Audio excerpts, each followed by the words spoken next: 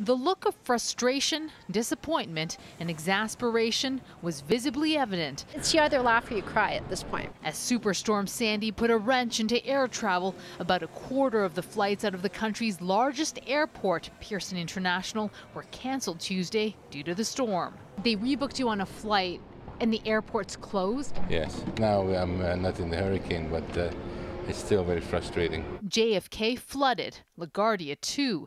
The skies over New York City haven't been this empty since airspace was closed for 3 days during 9/11, and the ripple effect has been felt all over. America's busiest airspace, all 3 New York airports remain closed, along with Atlantic City, Grand, New London, New Haven, Morristown, and Teterboro. While Boston, Hartford, Providence, Philadelphia, Pittsburgh, Baltimore, Washington Dulles, and Washington National are technically open, keep in mind hundreds of flights into and out of those destinations have been canceled as airlines try to get their planes back in place.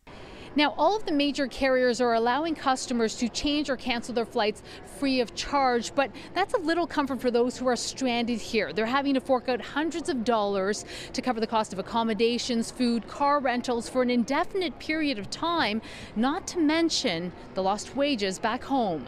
It's still possible getting on the phone, so to talk to anyone, you have to come back to the airport and talk to someone on one of these lines. A welcome sight for weary travelers at Billy Bishop Airport as Porter resumed flights at noon.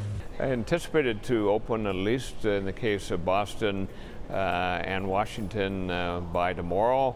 Airlines continue to monitor the situation in the U.S. Northeast very closely with local airport authorities and will be adjusting their schedules as necessary over the coming days as airports begin to reopen.